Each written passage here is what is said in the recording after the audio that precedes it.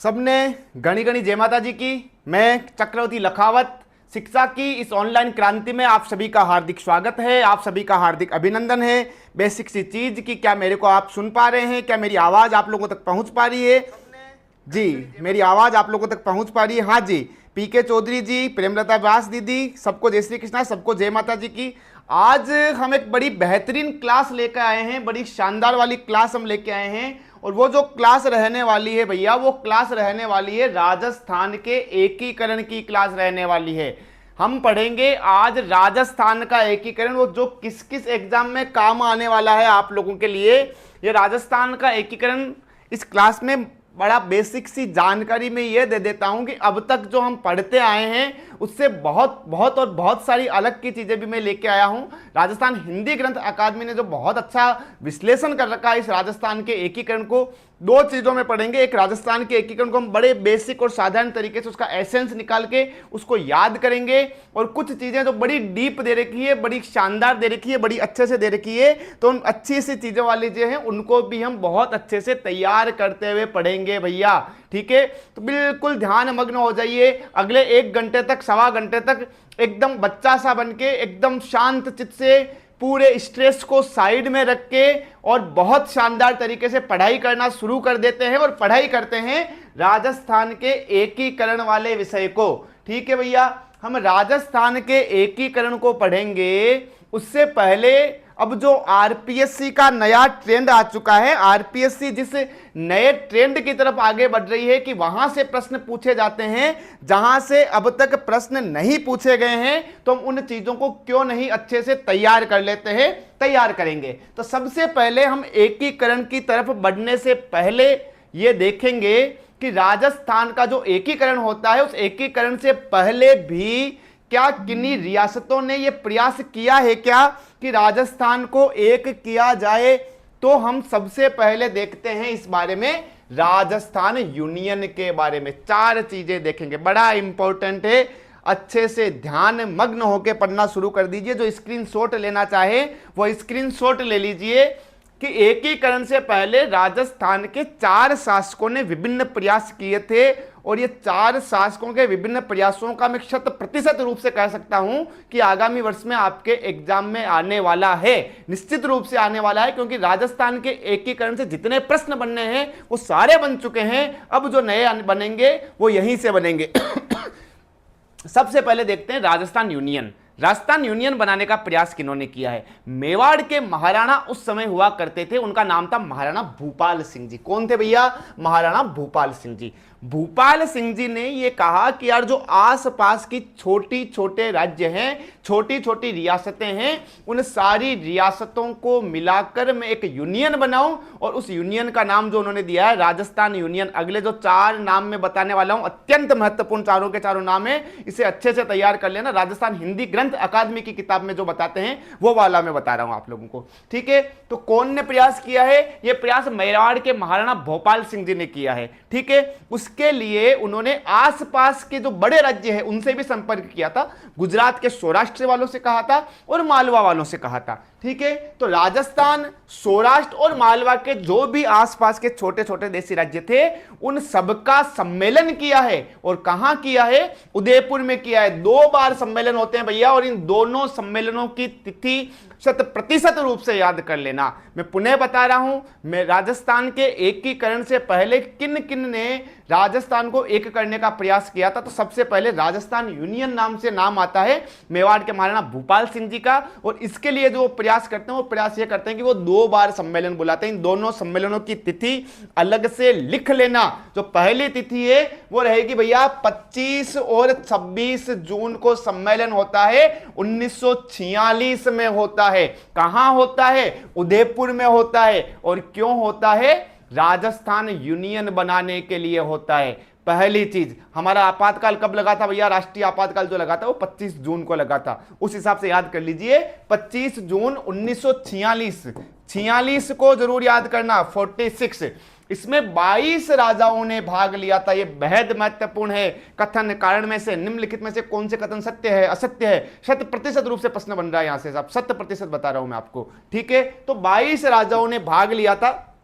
इसमें बाद में इन्होंने के.एम. मुंशी को अपना सलाहकार बनाया है। किन्होंने? भोपाल सिंह जी ने किसको सलाहकार बनाया है?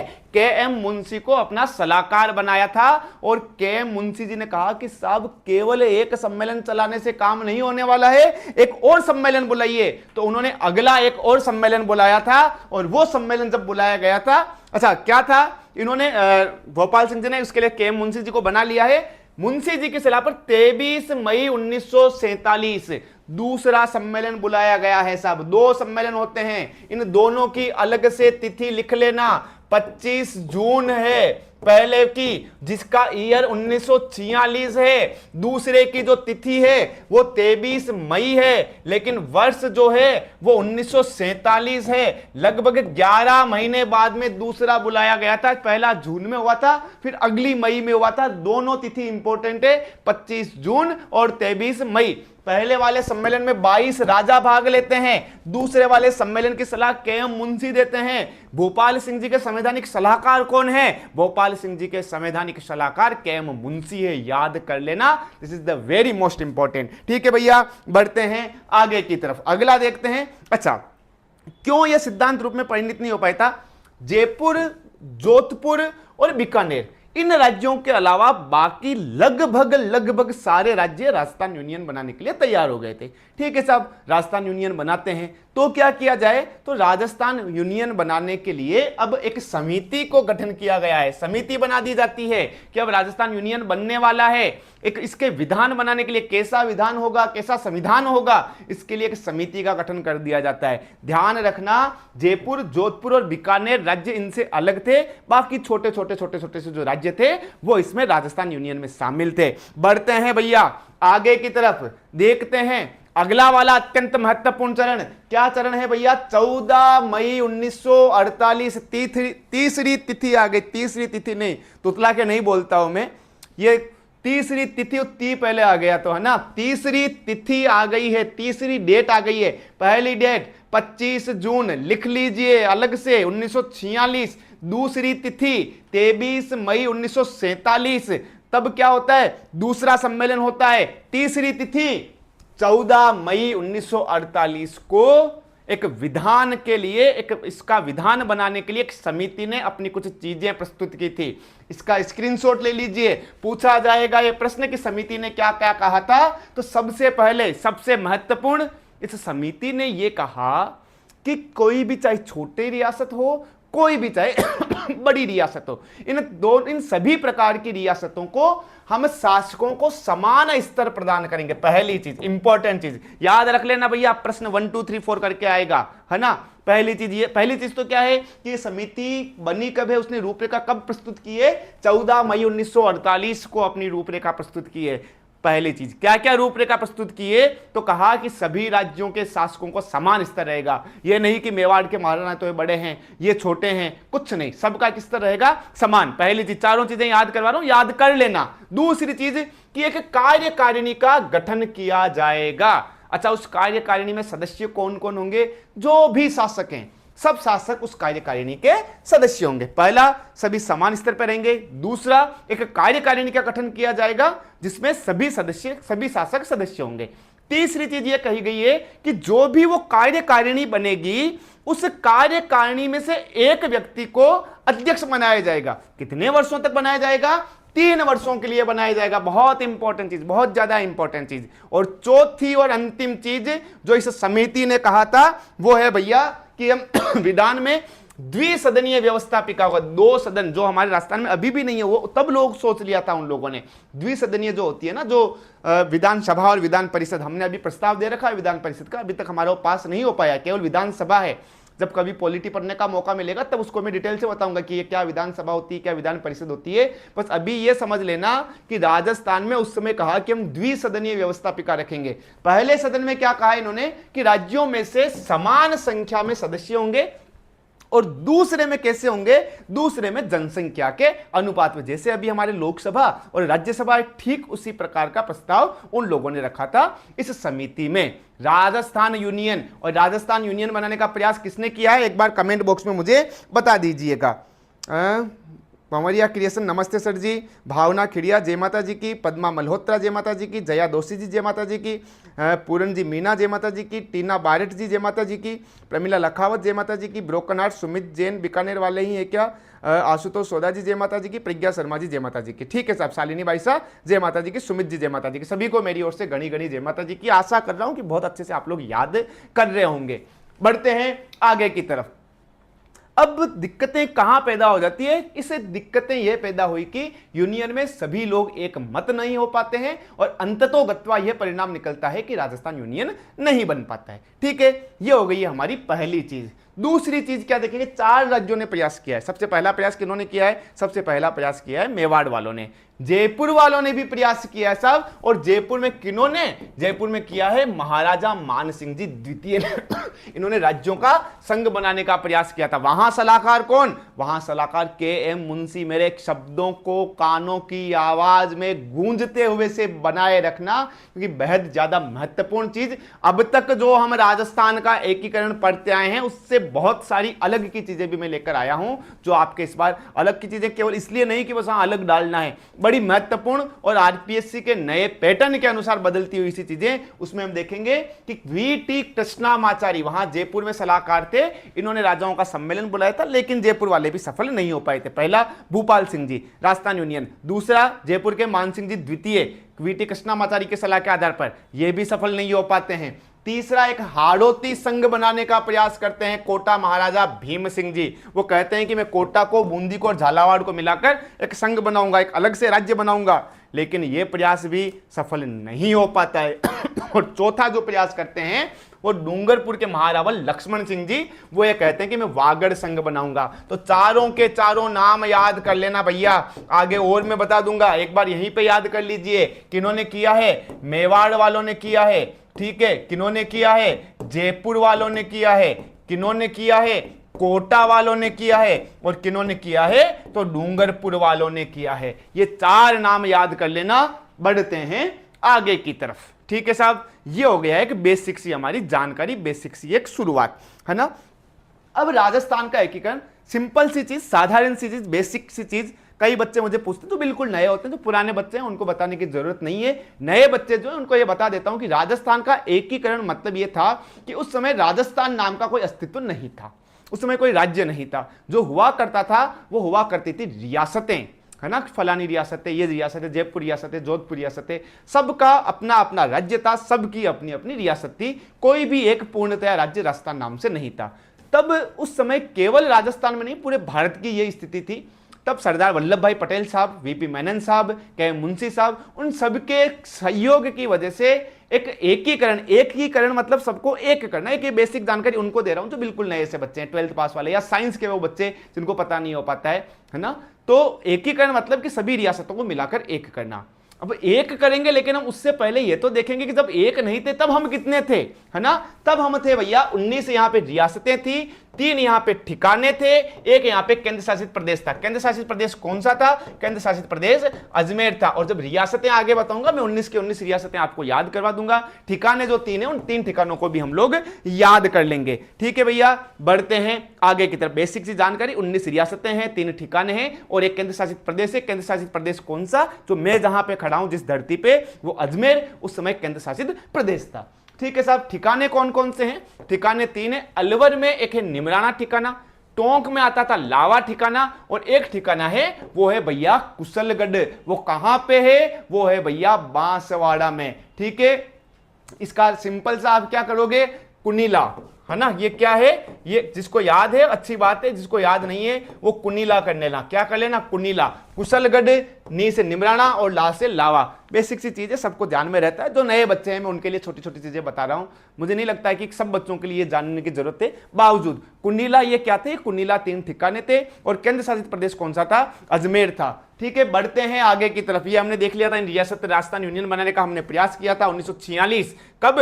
25 जून 1947। कब? 23 मई को हम लोगों ने एक प्रयास किया था, और यह प्रयास किया था कि क्यों नहीं हम राजस्थान यूनियन बना लेते हैं, लेकिन वो प्रयास सफल नहीं हो पाता है। बढ़ते हैं आगे की तरफ। रियासती सचिवालय की स्थापना करते हैं। भारत के संदर्भ में बता रहा हूं मैं। इन रियासतों को एकीकरण करने के लिए 5 जुलाई 1947 आजादी से कुछ समय पूर्व एक कैबिनेट मिशन जारी कर दिया जाता है। उस कैबिनेट मिशन में कहते हैं कि अब हम आपको भारतीयों को आजादी प्रदान करते हैं, और लगभग जुलाई के आसपास में भारतीय स्वतंत्रता अधिनियम पारित कर दिया जाता है।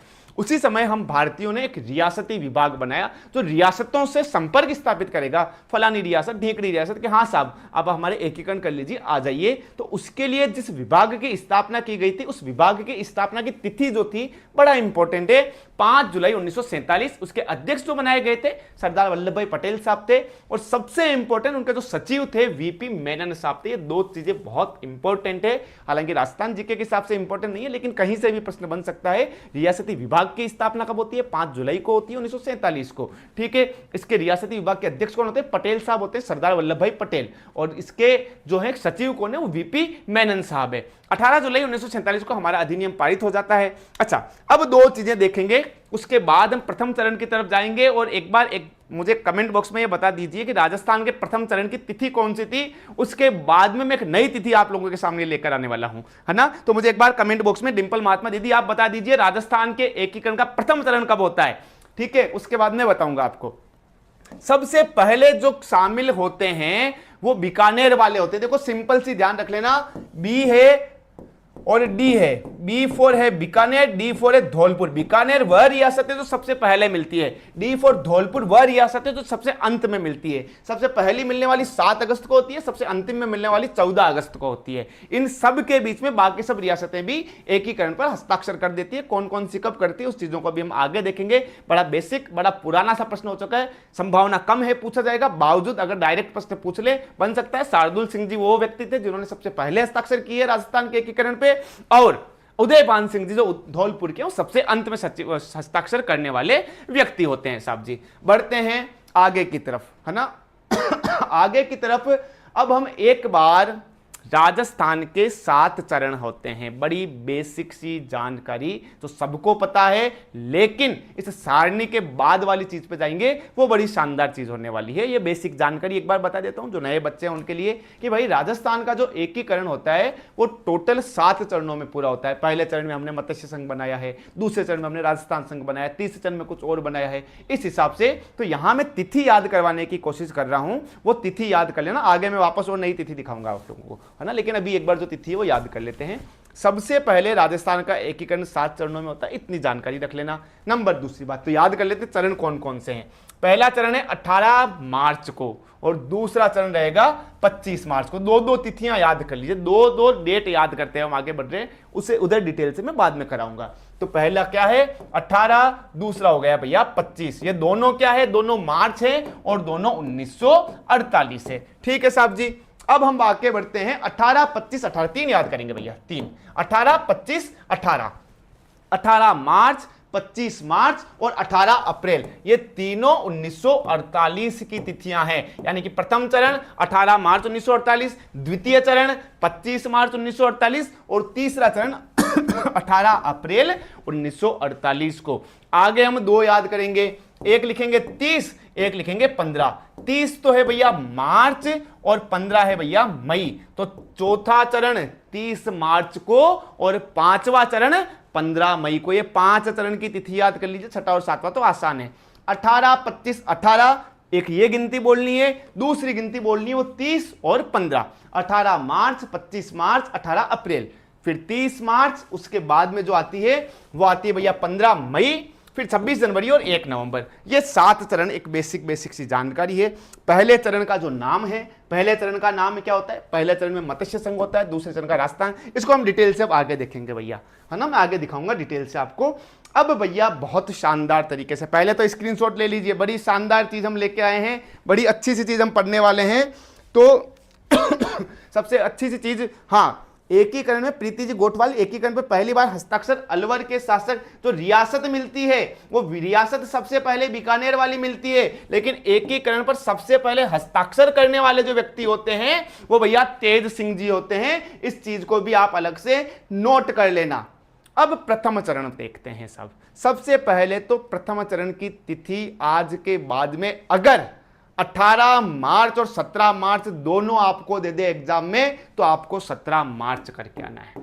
क्या करके आना है, 17 मार्च करके आना। सर बहुत गलत जानकारी आप हमें क्लास में दे रहे हैं। नहीं भैया, गलत जानकारी नहीं दे रहा हूं, आरपीएससी के नए पैटर्न के अनुसार अपडेट करती हुई चीजें बता रहा हूं कि राजस्थान के एकीकरण का जो प्रथम चरण मत्स्य संघ बनता है वो 17 मार्च को बनता है। सर आपके पास प्रूफ क्या है कि आप 17 मार्च कह रहे हैं? Extra ordinary gazette of United state, ये जो उस समय का स्टेट बन रहे थे उस गजट में जो तिथि लिख रखी है राजस्थान के एकीकरण के प्रथम चरण की, वो 17 मार्च 1948 है। नोट कर लेना। अगर एग्जाम हॉल में 18 मार्च 25 मार्च अलग अलग तिथियां दे रखी हो तो आप 18 मार्च करके आना, लेकिन अगर एग्जाम में राजस्थान के एकीकरण के प्रथम चरण की तिथि पूछ ले, उसमें अगर 17 मार्च और 18 मार्च दोनों हैं, 18 मार्च गलत करके आना, 17 मार्च सही करके आना। यह मैं पूर्णतया साक्ष्य के साथ में बात कर रहा हूं, extra ordinary gazette of United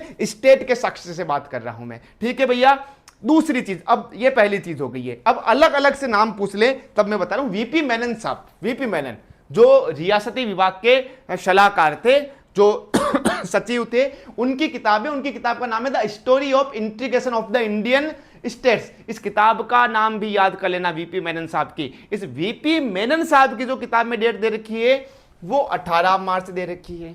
Hiralal Shastri ji की जो डेट दे रखी है वो 18 मार्च दे रखी है। तो इन तीनों को अलग अलग याद कर लेना। अगर डायरेक्ट हीरालाल शास्त्री जी का पूछ ले, कहां से लेके आए, राजस्थान हिंदी ग्रंथ अकादमी की किताब ये बताती है, कक्षा 9th की किताब में राजस्थान का एकीकरण जब आप पढ़ेंगे तो आपको आश्चर्य होगा कि वहां जो तिथि दे रखी है वहां 17 मार्च 1948 दे रखी है। ठीक है भैया, ये बड़ी महत्वपूर्ण चीज थी। इस महत्वपूर्ण चीज को अलग से नोट करके याद कर लेना, क्योंकि बड़ी इंपॉर्टेंट चीज, नई चीजें, नए साक्ष्य एग्जाम में पूछे जाने लग गए हैं। ठीक है, अब इसकी बेसिक जानकारी हम सिंपल सा पढ़ना शुरू करते हैं। एकीकरण एबीसीडी नहीं है, केवल अलवर, भरतपुर, करौली, धौलपुर नहीं है। पहली तो इसका तिथि का जो विवाद है उस विवाद को अलग से लिख लेना और याद कर लेना। दूसरी चीज, एक बार स्क्रीनशॉट ले लीजिए। क्या मैंने स्क्रीनशॉट लेने के लिए आपको समय दे दिया था? नहीं दिया हो, दे दिया हो दोबारा भी तो आप देख लीजिए।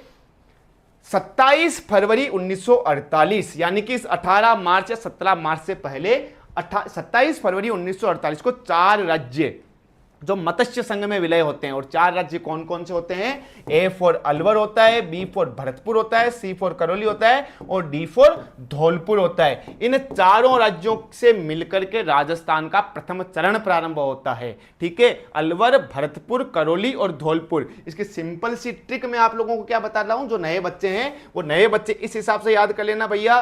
वो है A for Alwar, B Bharatpur, C Karauli और डी फॉर धौलपुर। ठीक है, यह राजस्थान के प्रथम चरण की जो है वो 4 राज्य मिलकर कौन सा संघ? मत्स्य संघ बनाते हैं। इन चारों राज्यों ने 27 फरवरी, मैं डेट याद करवाने की कोशिश कर रहा हूं, उन डेट को याद जरूर कर लेना। थोड़ी सी तिथियां ज्यादा रहेगी, केवल 6 तिथियों 7 तिथियों से काम नहीं चलने वाला है। अगर सिलेक्शन लेना है तो नया बढ़ना पड़ेगा, नए की तरफ आगे आना पड़ेगा, आगे आके याद करना पड़ेगा, सिलेक्शन लेना पड़ेगा। उसके लिए आपको अगर आलस आ रहा हो, अगर कुछ भी हो रहा है, जैसे भी है, जो भी है, पूरी तन्मयता के साथ में पढ़ना पड़ेगा। सिलेक्शन लेना है तो आपको दिल से पढ़ना पड़ेगा। और पढ़ते हैं इस राजस्थान के एकीकरण को कि यहां पे चारों राज्य और निम्नाना ठिकानों को दिल्ली बुलाया जाता है। कहा कि साहब आपको दिल्ली बुलाया गया है, राजधानी बुलाया गया है और वहां प्रस्ताव रखा जाता है। और 28 फरवरी लास्ट दिन होता है, 28 फरवरी 1948 को चारों शासकों के हस्ताक्षर होते हैं। याद कर लेना, चारों शासकों ने हस्ताक्षर कब किए हैं इस विलय पर? वो विलय पर हस्ताक्षर करते हैं 28 फरवरी 1948। और फिर जो सम्मेलन की तिथि रखी गई थी वो 17 मार्च 1948 रखी गई थी। 18 मार्च नहीं, 17 मार्च 1948 रखा गया था। और इसके उद्घाटन दिवस, क्योंकि अब जब हम देखेंगे अलवर, भरतपुर, धौलपुर, करौली वो क्षेत्र है जहां पे जाट बाहुल्य क्षेत्र है। वहां के जाटों के प्रमुख नेताओं ने देखा कि यार इस तरह से तो जब यहां पे सत्ता स्थापित हो जाएगी तब हमारी तो जो है वो राजनीति समाप्त हो जाएगी, हमारा जो वर्चस्व है वो समाप्त हो जाएगा। तब इसके लिए 2 व्यक्ति के नेतृत्व में आंदोलन खड़ा होता है। और उस आंदोलन का प्रश्न इस बार एग्जाम में पूछा जाएगा किस किस के नेतृत्व में? वो होता है भैया मान सिंह वहां के राजा के भाई थे और ठाकुर देशराज वो जाट आंदोलन की शुरुआत करते हैं। प्रश्न संख्या 1, जाट आंदोलन कहां होता है? जाट आंदोलन मत्स्य संघ में होता है। जाट आंदोलन की शुरुआत कब होती है? जाट आंदोलन की शुरुआत उस दिन होती है जिस दिन हमारा मत्स्य संघ बनने वाला होता है, 17 मार्च को। फिर बाद में कैसे मनाया जाए, आप लोगों को ऐसे मनाया जाएगा कि जाट प्रतिनिधि जो हैं, जाट मंत्रिमंडल जो है, उसमें से एक व्यक्ति को हम मंत्रिमंडल में ले लेंगे, आपका वर्चस्व बना रहेगा, आपकी बातें मानी जाएगी, आपकी चीजें हैं, तो फिर वो जाट आंदोलन समाप्त हो जाता है। लेकिन जाट आंदोलन कौन करता है? ठाकुर देशराज और मान सिंह जी। ठीक है भैया, बढ़ते हैं आगे की तरफ। अगला, अच्छा ये तिथि जरूर याद रख लेना भैया, 28 फरवरी 1948 को हस्ताक्षर किए थे चारों शासकों ने। कहां पे किए थे? ये भैया हमारी राजधानी दिल्ली में किए थे। बढ़ते हैं आगे की तरफ। अब ये प्रथम चरण, बेसिक सा जो हम चरणों के बारे में जानते हैं। दूसरे चरण में भी बड़ी नई चीजें आने वाली है, लेकिन प्रथम चरण सबसे पहले देखते हैं। प्रथम चरण में कौन कौन से राज्य हो गए हैं? ए, बी, सी और डी। ये सी फॉर करौली नहीं होता है, लेकिन सिंपल सी ट्रिक हमने बचपन से कहीं से पढ़ रखी थी, वही मैं आप लोगों के सामने प्रोवाइड करवा रहा हूं। सी फॉर करौली, हालांकि करौली के A4 होता है, लेकिन याद करने के हिसाब से ABCD आसानी से याद होता है, इसलिए ये। अब जब बनाया गया था तो कहा कि अब एक तो राज प्रमुख होगा, एक उपराष्ट्र प्रमुख होगा, एक राजधानी होगा और एक कौन होगा? एक उद्घाटनकर्ता होगा। तो इस समय जो उदयभान सिंह जी थे वो धौलपुर के शासक थे। उदयभान सिंह जी को इस मत्स्य संघ का राज प्रमुख बनाया जाता है। देखो, अब जो वर्तमान में राज्यपाल पद चलता है उस राज्यपाल पद के समकक्ष जो उस समय पद हुआ करता था वो राज प्रमुख हुआ करता था। तो राज प्रमुख किसको बनाया है? सबसे पहले प्रथम चरण में ही उदय हो जाता है। क्या हो जाता है? उदय हो जाता है। उदय सबसे शुरुआत में ही तो होता है भैया, सुबह सुबह। जो सुबह जल्दी उठे वो जाने ना, जो आलसी लोग हैं वो क्या जाने। सुबह जल्दी उठ के पढ़ना है, अच्छे से पढ़ना है, मेहनत करना है, सफल होना है और सफल होके ये बताना है कि हाँ साहब, संघर्षों का दौर कैसा रहा था और सफलता का दौर कैसा रहा है। तो इस सफलता के दौर में यह जानना जरूरी है। उदयभान सिंह जी राज प्रमुख बनते हैं और गणेश जी भगवान को कहा कि जय हो गणेश जी, आप कहीं गणेश जी कहीं काम करना है कि गणेश जी को उपराष्ट्र प्रमुख बना दिया जाए। तो उपराष्ट्र प्रमुख कौन बनते हैं? उपराष्ट्र प्रमुख गणेश जी बनते हैं। राजधानी तो जो वर जहां पे रहता है, दुल्हा जहां पे रहता है, वही राजधानी रहने वाली है। अलवर को बनाया गया था साहब जी राजधानी। राज प्रमुख दे दिया आपने धौलपुर को, उपराष्ट्र प्रमुख आपने दे दिया है करौली को, राजधानी आपने दे दी है अलवर को। तो भरतपुर वालों ने कहा कि यार हमारे लिए क्या बचा है? तो भरतपुर को कहा कि तुम्हारा यहां पे उद्घाटन कर देंगे और गाडगिल साहब के द्वारा उद्घाटन किया जाएगा। किसके द्वारा उद्घाटन किया जाएगा? गाडगिल उस समय जो थे नरहरि विष्णु NV गाडगिल ने इसका उद्घाटन किया था। यह भी प्रश्न पूछा जाता है, पूछा जाता था। मुझे नहीं लगता है कि अब इन समय में प्रश्न बनने की ये संभावना रहेगी, लेकिन बेसिक सी जानकारी हम सबको जानकारी होनी चाहिए। जो मैंने पहली स्लाइड बताई थी बहुत इंपॉर्टेंट स्लाइड थी। बढ़ते हैं आगे की तरफ। अगला, प्रधानमंत्री किसको बनाया गया था? प्रधानमंत्री यहां पे शोभाराम जी कुमावत को बनाया गया था। शोभाराम जी कुमावत बड़े नेता थे इस समय के, यहां इस तरह के प्रजामंडल के, तो उनको शोभाराम जी कुमावत को क्या बनाया गया था? शोभाराम जी कुमावत को प्रधानमंत्री। एक बार वापस बताता हूं मैं। राज प्रमुख जो बनाया गया है वो उदयभान सिंह जी को बनाया गया है। उपराज प्रमुख जो बनाया गया है अंजना जी NV गाडगिल। ब्रोकन हार्ट आवाज नहीं आ रही है। हुकमचंद जैन भी 17 मार्च बताते हैं। जी Sunita ji, Shivani Ratna, notes from authentic books of Hindi Granth Academy. जी हाँ, मैं भी आ गई आपके चरणों में, सादर प्रणाम चक्रवर्ती सर। अंजना जी जय। रविराज लखौत, बहुत ही अद्भुत जानकारी दी है सर आपने, बहुत बहुत धन्यवाद भाई। रवि मेरा छोटा भाई है रवि, और क्लास देख रहा है, तैयारी कर रहा है। शुभकामनाएं, अनंत शुभकामनाएं आपके उज्जवल भविष्य की रवि को। प्रीति गोठवाल जी, पद्मा मल्होत्रा जी। हाँ जी आते हैं हमारे विषय की तरफ, हमारे मुद्दे की तरफ। ठीक है, कौन? शोभाराम जी कुमावत। बाकी जो बेसिक जानकारी हम पढ़ते आए हैं, 18 लाख यहाँ की जनसंख्या होती है, आय जो होती है लगभग जो है 2 करोड़ के आसपास होती है। जो किताब बताती है वो 184 लाख बताती है। कितनी बताती है? 184 लाख। 184 लाख कितना होता है? 1 करोड़ और 84 लाख है ना। अलवर और भरतपुर रियासतें, ये 2 चीजें बड़ी ध्यान से देख लेना। ये 2 रियासतें पहले से ही एकीकरण होता है, उससे पहले ही भारत सरकार के कब्जे में होती है। कैसे होती है? अलवर में इस समय होते हैं खरे साहब, और यहाँ के जो राजा होते हैं, महाराजा होते हैं, वो होते हैं तेज सिंह जी। इन तेज सिंह जी पे और NV खरे साहब पर कुछ सांप्रदायिक दंगों का आरोप लगा होता है, और इसकी वजह से इनको नजरबंद कर लिया गया था पहले अलवर। और दूसरे भरतपुर क्यों अधीन था? भरतपुर में कुछ दंगे होते हैं, कुछ समस्याएं होती है, भरतपुर वाले शासक से यह चीजें संभली नहीं गई थी, तो भरतपुर वालों ने दिल्ली वालों से कह दिया कि साहब हमारे राज्य को आप संभालिए। तो ये जो 4 राज्य, इन 4 राज्यों में अलवर वाला और भरतपुर वाला, इन दोनों को जाता, ये पहले से ही दिल्ली के नियंत्रण में थी। इसका जो नाम मत्स्य संघ रखा गया था, बार बार आरपीएससी पूछ पूछ के पूछना बंद ही कर दिया है, वो ध्यान रख लेना। के मुंशी साहब ने इसका नाम रखा था, वो नाम क्या रखा था भैया? सॉरी, मत्स्य संघ रखा था। अब देखते हैं अपन दूसरे चरण की तरफ। बड़ी इंपॉर्टेंट चीज देख ली है साहब जी हमने। अब आते हैं हम हमारे दूसरे चरण की तरफ, जो बड़ा महत्वपूर्ण चरण होने वाला है। इसमें भी कुछ नई तिथियां आने वाली है, इसमें भी कुछ नई डेट्स आने वाली है, तो उनको याद कर लीजिए। लेकिन उनको याद करने से पहले हमें यह याद करना पड़ेगा कि यहां रियासतें कौन कौन सी थी, जिससे मिलकर के ये द्वितीय चरण यानी कि राजस्थान संघ बनता है। तो एक बार सिंपल बच्चा बन के ट्रिक याद कर लीजिए। जिनको ट्रिक याद है, कोई किसी तरह से याद कर, अच्छा राजस्थान का एकीकरण वो विषय होता है जिनने सबने कुछ ना कुछ याद कर रखा होता है। जिससे भी याद नहीं कर रखा है, एक सिंपल सी बच्चों वाली ट्रिक बताता हूं, वो बच्चों वाली ट्रिक बना लीजिए। बाबू क्या है भैया? बाबू। अब वो बाबू आप वाला बाबू नहीं जिसको आप प्यार से बाबू बोलते होंगे, ये बाबू हमारा बांसवाड़ा और बूंदी वाला बाबू है। ठीक है भैया, ठीक है, हाँ मुस्कुरा लीजिए, हंस लीजिए। बाबू, फिर एक झाड़ू। अरे भैया पहले तो आपने बाबू बोला और बाबू को सीधा क्या पकड़ा दिया? बाबू को आपने सीधा झाड़ू पकड़ा लिया। अरे झाड़ू नहीं है रे भाई, ये ऐसे ही बोलते हैं ना गणपतराव वो आपटे उसमें मूवी में, कौन सी मूवी है भाई? हेरा फेरी में। झाड़ू नहीं है रे भाई, तो क्या है? ये झालावाड़ और डूंगरपुर है। क्या है? झालावाड़ और डूंगरपुर। बाबू झाड़ू। अब हमारे यहां मारवाड़ी में जो मोटा होता है, मैं नहीं हूं, पर जो मोटा होता है उनको सांठो कहा जाता है। सांठो है साहब, हेटो है, मातो है। माता को क्या कहते हैं? सांठो। तो अगला क्या है? सांठो। बाबू झाड़ू सांठो।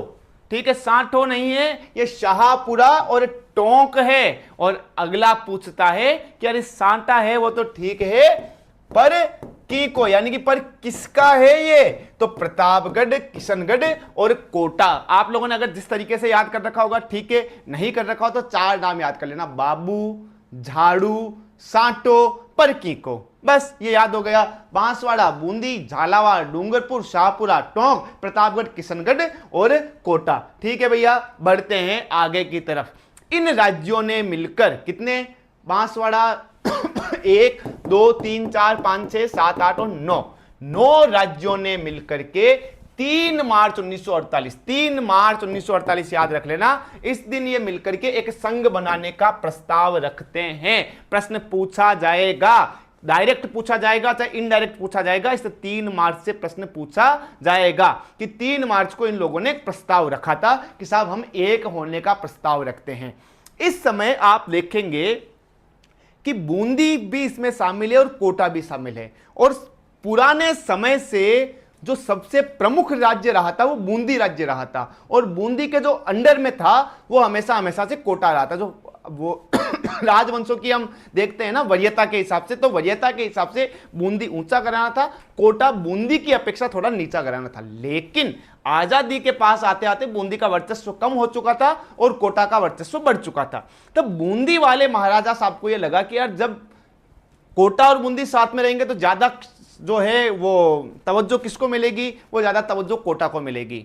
ठीक है, ये एक लाइन है और ये दूसरी लाइन है कि ये बूंदी हो गई है और ये कोटा हो गई है। तो बूंदी को शर्म आ रही थी कि यार मेरे से बड़ी लाइन किसकी हो रही है? मेरे ध्यान से सुनना, इंपॉर्टेंट चीज है कि मेरे से बड़ी लाइन किसकी हो रही है? मेरे से बड़ी लाइन कोटा की हो रही है। अब खुद को अगर बड़ा नहीं कर पा रहे हैं तो इन्होंने कहा, बूंदी वालों ने कहा कि साहब मेवाड़ को भी शामिल कर लीजिए इसमें, इस राजस्थान संघ में। प्रश्न बन रहा हूं, मैं बता रहा हूं, राजस्थान संघ में मेवाड़ घराने को या उदयपुर को शामिल करने का जो सबसे अधिक प्रयास किया था वो किन्होंने किया था? वो बूंदी के महाराजा बहादुर सिंह जी ने किया था। और क्यों किया था वो मैं आपको बता चुका हूं कि अपनी लाइन बड़ी नहीं हो पाए तो कुछ दूसरी और लाइन को बड़ी कर दिया जाए। तो कोटा वालों को नीचा दिखाने के लिए कोटा वालों से और कहा कि एक और राज्य अगर मेवाड़ इसमें शामिल हो जाता है तो बूंदी की एक लाज बची रह जाएगी। तो बूंदी के महाराजा बहादुर सिंह जी ने बहुत प्रयास किया था, हालांकि यह सफल नहीं हो पाया था प्रयास, और अगले चरण में फिर मिल पाते हैं। तो यहां यह ध्यान रखना, यह प्रश्न बन सकता है, यह बना जाएगा, यह पूछा जाएगा, इसलिए ध्यान रख लेना। किन्होंने?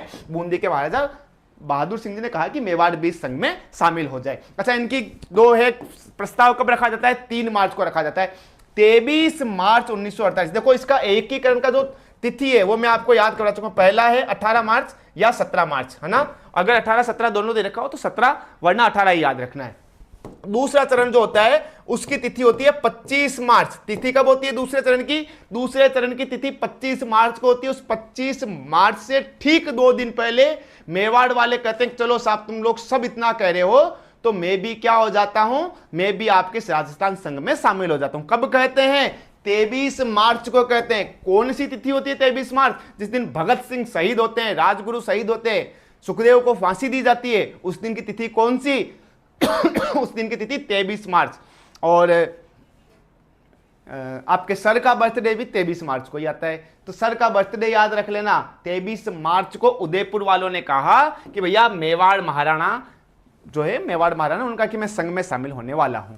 अब 25 मार्च को आपने शपथ समारोह रख दिया, 25 मार्च को आप शपथ लेने वाले हैं, आपने तिथि घोषित कर दी राजस्थान संघ की। अब 2 दिन बाद में 2 ही चीजें हो सकती है, या तो 25 मार्च को जो प्रोग्राम होने वाला है उस प्रोग्राम को रोक दिया जाए, और दूसरा कि अगर आप रोको नहीं तो 25 मार्च होने दिया जाए। 2 ही तो बात होती है, तो होगा या नहीं होगा? होगा, नहीं होगा तो, तो बाद में होगा। और कहा कि हो देने दीजिए, अब हम अगले चरण में उदयपुर को मिला लेंगे। इसलिए तीसरे चरण में उदयपुर मिलता है, दूसरे चरण में क्यों नहीं मिल पाता है? स्वीकृति कब दे देते हैं? 23 मार्च को दे देते हैं। ये वाली चीज ध्यान रखना, ठीक है। और इस चरण के उद्घाटन की तिथि 25 मार्च तय हो चुकी थी। आशा कर रहा हूं कि चीजें समझ में आ रही होगी। कमेंट बॉक्स जो आ रहे हैं, अंजना मार्च मुंदी के राय बहादुर सिंह जी, हाँ। बढ़ते हैं भैया आगे की तरफ, अगली चीज बढ़ते हैं, लेकिन उससे पहले मैं एक बार वापस आपको पहले वाली चीज बता देता हूं भैया। क्या है? हमने 3 मार्च 1948 को कहा कि एक प्रस्ताव लाकर हम एक संघ बनाएंगे। उसमें कौन कौन थे? उसमें बाबू, झाड़ू, सा, टोपर, कीको है, बांसवाड़ा, बूंदी, झालावाड़, डूंगरपुर, शाहपुरा, टोंक, प्रतापगढ़, किशनगढ़, कोटा, ठीक है।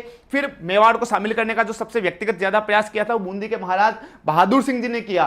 23 मार्च को महाराणा शामिल होने को कह भी चुके होते हैं, लेकिन वो क्योंकि 25 मार्च को तिथि आ गई थी इसलिए वो शामिल उस समय नहीं हो पाते हैं। अब क्या करेंगे भैया? अब हम ये करेंगे कि हाँ, ये तीसरे चरण की तरफ जब हम आगे बढ़ेंगे तब हम उस पर बात करेंगे। अब दूसरे चरण के बारे में वापस आ जाते हैं। यहां तक बात खत्म। 3 मार्च, 23 मार्च, और अगली जो तिथि है वो याद कर लीजिए भैया, 25 मार्च 1948। 25 मार्च 1948 को राजस्थान का द्वितीय चरण होता है। प्रथम चरण, एक बार मुझे प्रथम चरण की वह डेट बता दीजिए जो गजट में लिखी हुई है, वो मुझे आप कमेंट बॉक्स में एक बार बता दीजिएगा भैया, ठीक है। यहां पे अब जो राज प्रमुख बनाया गया है वो कोटा वालों को बनाया गया है। वरिष्ठ उपराज प्रमुख के 2 पद दिए गए हैं। 2 जनों को क्या दिया गया है? कहा कि आप एक उपराज प्रमुख के 2 पद दिए गए हैं, एक को वरिष्ठ उपराज प्रमुख बनाया गया है, एक को कनिष्ठ। देखो मैं एक बार वापस बता रहा हूं आप लोगों को। सबसे पहला चरण हमने प्रथम चरण देखा है। प्रथम चरण हमने 17 मार्च 1948 को देखा है। उसमें शामिल होने वाले कौन कौन है? अलवर, भरतपुर, करौली और धौलपुर। उसमें राज प्रमुख किसको बनाया गया है? उसमें सबसे पहले उदय होता है, उदयभान सिंह जी को बनाया गया है। अब उदयभान सिंह जी के बाद में अब कौन बनते हैं द्वितीय चरण में? द्वितीय चरण में राज प्रमुख बनते हैं भैया भीम सिंह जी। कौन? भीम सिंह जी। और 2 उपराज प्रमुख बनते हैं, एक बूंदी को और एक डूंगरपुर को। बूंदी वाले कौन थे? अभी अभी मैंने बताया था, वही बूंदी वाले हैं जिन्होंने कहा कि उदयपुर को शामिल करो। बहादुर व्यक्ति थे, बहादुर सिंह जी। और डूंगरपुर वाले जिन्होंने वागड़ संघ बनाने का प्रयास किया था, तो मैंने क्लास के प्रारंभ होते ही आप लोगों को बता दिया था। कौन? लक्ष्मण सिंह जी। कौन? लक्ष्मण सिंह जी। तो भैया बहादुर सिंह जी और लक्ष्मण सिंह जी, ये दोनों उपराज प्रमुख बनते हैं, एक वरिष्ठ बनते हैं, एक कनिष्ठ बनते हैं। राजधानी कोटा को बना दिया जाता है। उद्घाटन 25 मार्च को होता है और इसका भी उद्घाटन जो करते हैं वो गाडगिल साहब करते हैं। प्रथम चरण और दूसरे चरण दोनों के उद्घाटन करता कौन? दोनों के उद्घाटन करता भैया गाडगिल। प्रथम चरण की राजधानी कौन सी? दुल्हा वाली राजधानी, वर वाली राजधानी अलवर। और दूसरे की राजधानी कौन सी? इनमें सबसे बड़ा और सबसे प्रमुख जो रियासत थी वो कोटा थी। तो दूसरे की किसको बना दिया गया है? दूसरे की भैया कोटा को बना दिया है, ठीक है भैया। बढ़ते हैं आगे की तरफ। बनवरिया क्रिएशन 17 मार्च बता रहे हैं। ये मुझे एग्जैक्ट नाम पता नहीं चल पा रहा है। जब एक तो दीपक लखावत क्लास से जुड़ गए, जय माता जी की दीपक भाई, अच्छे से पढ़ाई कर रहे हो आप भी, ऐसी मैं आशा कर रहा हूँ। और क्योंकि एक तो क्लास लेते हैं फिर अचानक से ऐसे इसमें कमेंट देखते हैं, छोटे छोटे से फोन में दिखते हैं, तो क्या नाम दे रखा होता है वो आंखें से चकरा जाते हैं, यार ये क्या फलाना, तो जो भी है ना। बढ़ते हैं अपन आगे की तरफ। अगला याद करते हैं भैया, प्रधानमंत्री किसको बनाया गया है? प्रधानमंत्री जो बनाया गया है वो गोकुल लाल असावा को बनाया गया है। यहां एक प्रश्न जो बड़ा इंपॉर्टेंट बनता है, जब विलय पत्र पर हस्ताक्षर कर रहे थे, ये बार बार पूछा गया प्रश्न है, बड़ा पुराना प्रश्न हो चुका है, लेकिन हो सकता है कि पूछ लिया जाए, आपके असिस्टेंट प्रोफेसर के हिसाब से भी इंपॉर्टेंट इंपॉर्टेंट है, बांसवाड़ा के चंद्रवीर सिंह जी। इन्होंने कहा कि ये जो मैं हस्ताक्षर कर रहा हूं, ये मैं नॉर्मल कागज पे हस्ताक्षर नहीं कर रहा हूं, ये मैं अपने डेथ वारंट पर हस्ताक्षर कर रहा हूं। कौन कहते हैं? चंद्रवीर सिंह जी कहते हैं। ये पूछा गया प्रश्न। और चंद्रवीर सिंह जी कहां के? चंद्रवीर सिंह जी उस समय बांसवाड़ा रियासत के शासक हुआ करते हैं। बढ़ते हैं अपने तीसरे चरण की तरफ, अपने इंपॉर्टेंट चरण की तरफ अच्छे से याद करते हुए आगे बढ़ते हैं। पहले चरण में हमने कुछ चीजें देखी थी, दूसरे चरण में हमने कुछ विशेष चीजें देखी थी। अब आते हैं हमारे तीसरे चरण की तरफ, जिसे हम संयुक्त राजस्थान कहते हैं। तीसरा चरण पूर्ण कब होता है? देखो, पहला 18, दूसरा 25, तीसरा वापस 18। ये मार्च होता है, ये भी मार्च होता है, और ये अप्रैल फूल होता है, 18 अप्रैल को होता है। ठीक है। 23 मार्च को उदयपुर के महाराणा ने कहा था, जब हमने दूसरा चरण पढ़ा था तब देखा था कि 23 मार्च को उदयपुर के महाराणा का लो साहब मने मिलाए लो, शामिल कर लो। तो उस समय कहा कि नहीं साहब, अब आप रुको, अब आपको हम 2 दिन बाद में शपथ लेने वाले हैं, उसके बाद में देखा जाएगा, जब भी समारोह रखेगा, जब भी वापस हम ऑफर देंगे आपको, उस समय उस ऑफर में शामिल हो जाना। तो अगला ऑफर 28 मार्च 1948 को ये प्रश्न पूछा जाएगा, ये तिथि पूछी जाएगी, ये डेट पूछी जाएगी। अलग से लिख लेना, जो अब तक आप याद करके जा रहे हैं एग्जाम में तिथियां, उन तिथियों से नई तिथि आ चुकी है, आने वाली है, आएगी। तो एग्जाम में केवल ये नहीं, अरे सर इतो कोण पढ़े हो, इतो कोण पढ़े नहीं, पढ़नो पड़ेला जज सिलेक्शन वेवेला। आरपीएससी खुद ने बदल चुकी है, अपने आप ने आप लोग भी बदल लो। अगर आप लोग नहीं बदलोला खुद ने, तो आरपीएससी की तैयारी बार बार करता ही रह जाओला। तो बार बार तैयारी कौन नहीं करनी है, एक बार में सिलेक्शन लेना है। और सिलेक्शन लेवन में नई चीजा ध्यान याद रखकर पढ़नी है। और ध्यान याद रखकर पढ़ने वाली सबो इंपॉर्टेंट चीज याद रख लीजो कि जो मेवाड़ का महाराणा है भोपाल सिंह जी ने राजस्थान में विलय की जो स्वीकृति दी है, वो 28 मार्च 1948 को दी है। ये एग्जाम में आने वाला प्रश्न है, इसलिए इसे अच्छे से तैयार कर लेना। और कहा कि सब स्वीकृति देते हैं 28 मार्च को देते हैं, लेकिन 3 मांगे रखेंगे, तीनों मांगे पूछी जा सकती है, इसलिए इन तीनों मांगों को भी तैयार कर लेना।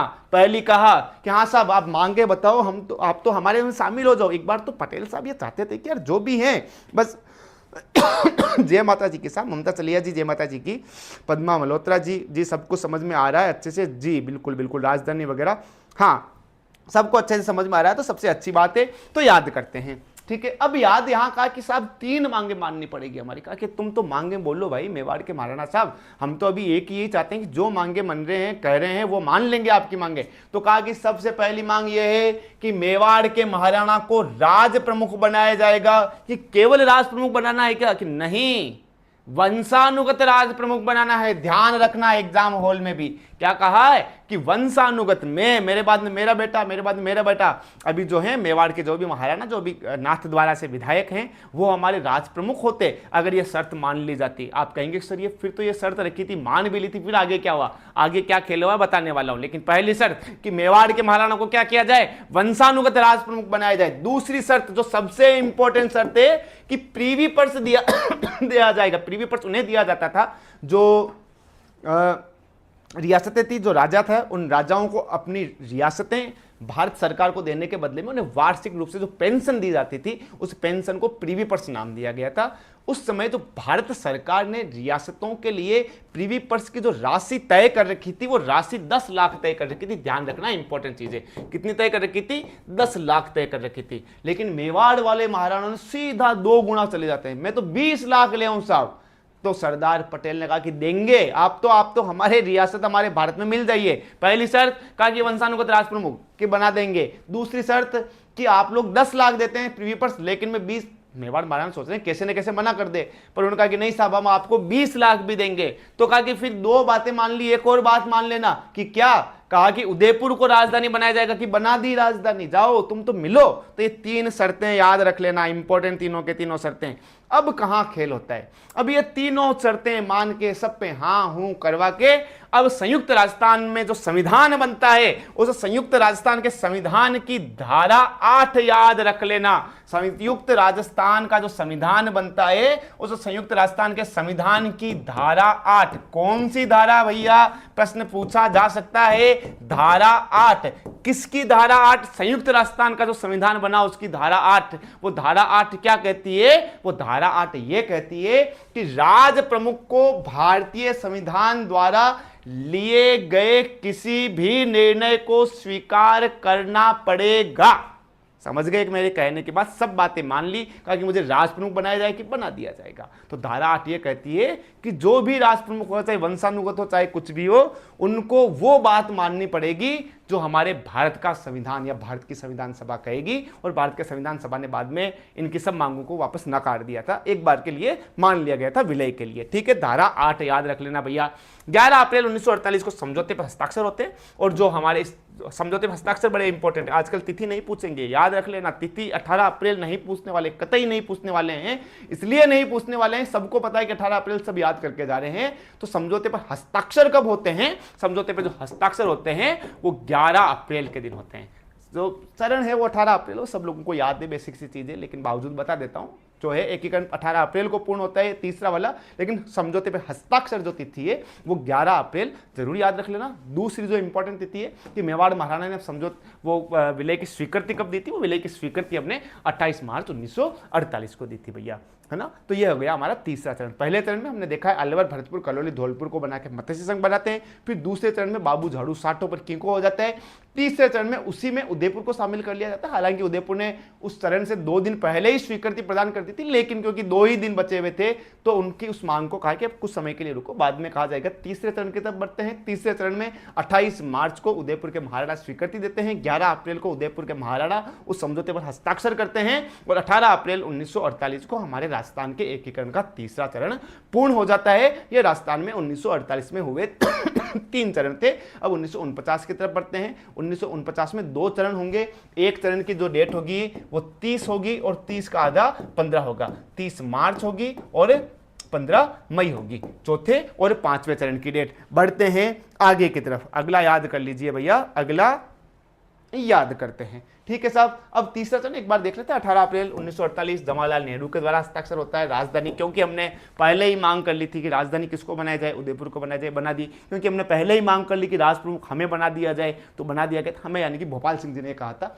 अधिवेशन फिर कहा कि क्योंकि पहले राजधानी कोटा थी, तो कोटा वाले भी उस समय अपना वर्चस्व अच्छा खासा रखते थे, तो कहा कि यार साल में एक अधिवेशन जो है वो उदयपुर में होगा, और एक जो अधिवेशन होगा वो कहां पे होगा, वो कोटा में होगा। राष्ट्र प्रमुख महाराणा भोपाल सिंह जी बनाते हैं। अब यहाँ पे वरिष्ठ जो राष्ट्र प्रमुख उपराष्ट्र प्रमुख है वो भीम सिंह जी बन जाते हैं। वरिष्ठ उपराष्ट्र प्रमुख कौन बन जाते हैं? भीम सिंह जी। और जो कनिष्ठ उपराष्ट्र प्रमुख है, वहां जो उपराष्ट्र प्रमुख थे उन दोनों को यहाँ का कनिष्ठ उपराष्ट्र प्रमुख बना दिया जाता है। बूंदी वाले बेचारे सोच रहे हैं कि यार मैं तो नीचे का नीचा ही रहा, है ना। तो ये हमारे हो गया राष्ट्र प्रमुख। वो कोटा वाला ही लगभग सेम है। वहां कोटा वाले राष्ट्र प्रमुख थे, बूंदी और डूंगरपुर वाले उपराष्ट्र प्रमुख थे। यहाँ ये दोनों उपराष्ट्र प्रमुख रहते हैं, लेकिन वरिष्ठ उपराष्ट्र प्रमुख किसको बना दिया जाता है? कोटा वालों को बना दिया जाता है। कोटा वाले कौन होते हैं? कोटा वाले भीम सिंह जी। ये एक बेसिक सी जानकारी जो बताना जरूरी है, इसलिए बता रहा हूं। बढ़ते हैं अपन आगे की तरफ। प्रधानमंत्री यहाँ के कौन होते हैं? प्रधानमंत्री यहाँ के माणिक्यलाल वर्मा को बना दिया जाता है, और गोकुल लाल जी असावा को यहाँ का उप प्रधानमंत्री बनाया जाता है भैया। बढ़ते हैं अपने अगले चरण की तरफ। बढ़ते हैं। अच्छा, अगले चरण से पहले जो बात बताई थी ना हमने, कहा कि प्रीव्यू पर्स कितना दिया जाए? 20 लाख दिया जाएगा। ये वाली चीज थोड़ी ध्यान रख लेना, इंपॉर्टेंट चीज है। कितनी है कि 20 लाख प्रीव्यू पर्स दिया जाएगा। लेकिन हमारे भारतीय संविधान उस समय जो बता रहा था, संविधान सभा जो बता रही थी कि कितना प्रीव्यू पर्स दिया जा सकता है, कहा कि केवल 10 लाख दिया जा सकता है। कितना दिया जा सकता है? 10 लाख। तो उसका रास्ता कैसे निकाला जाए? तो उसका रास्ता पूछा जा सकता है, ध्यान रखना। 20 लाख, क्योंकि लीक से हटकर प्रश्न था, इसलिए पूछा जा सकता है कि कितना प्रीव्यू पर्स दिया जाता। अरे सर, ये भी कोई पूछने की चीज है। एग्जाम हॉल से जब बाहर निकलेंगे तब कहेंगे कि उसे प्रीव्यू पर्स को याद रखा जाता है क्या? हर किसी का? हर किसी का मत रखो, लेकिन उनका रखो जो थोड़ा अलग है ना। 10 लाख शर्तें थी, लेकिन 10 लाख से भी अधिक इन्होंने मांग की थी। इनकी मांग को मान लिया गया था।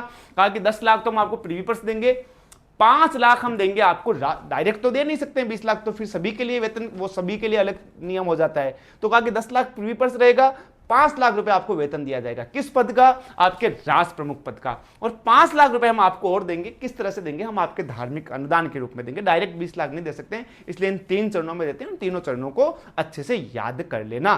5 लाख धार्मिक अनुदान, 5 लाख वेतन, और 10 लाख जो है प्रीव्यू पर्स होता है। ठीक है साहब जी। अब बढ़ते हैं अपन आगे की तरफ। अगला देखते हैं चौथा चरण। बड़ा इंपॉर्टेंट चरण, बड़ा महत्वपूर्ण चरण भैया।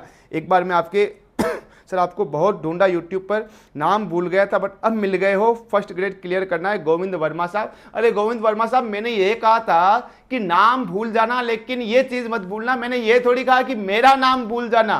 आप तो मेरा ही नाम भूल गए थे उस फर्स्ट ग्रेड वाली क्लास के बाद से। नई क्लासेस लेंगे, अच्छे से लेंगे, शानदार तरीके से लेंगे। अभी आप लोग राजस्थान के जीके को सबसे बेसिक चीज होती है, सभी एग्जाम्स में आती है, उस बेसिक सी चीज को याद कर लीजिए। वर्मा साहब, बबीता जी जीएन 20 लाख जी, बबीता जी, ममता चलिया जी, प्रियंका भाटी सर आपकी क्लासेस की पीडीएफ कहाँ मिलेगी? नोट्स बनाना है। देखो नोट्स मैंने पहले चीज बता दी है कि मैं कोशिश करवा रहा हूँ कि लगातार आपके डलवा सकूँ। कुछ पीडीएफ में डलवा पाया हूँ, कुछ नहीं डलवा पाया हूँ। नहीं डलवा पाने का कारण है कि बड़ा बेसिक से शुरुआती दौर पर अभी तक मैं हूँ, तो मैंने एक सिंपल सी चीज बता रखी है कि हम बहुत ज्यादा अलग चीज से बेटर, अच्छा ये जो चीजें हैं कुछ अलग सी चीजें हैं, इसके अलावा लगभग सभी, या तो राजस्थान हिंदी ग्रंथ अकादमी की आप किताब लेके आ जाइएगा, उसमें सारी चीजें अपने को मिल जाएगी, और या मैं बहुत जल्दी पीडीएफ भी आप लोगों के लिए डलवा दूंगा।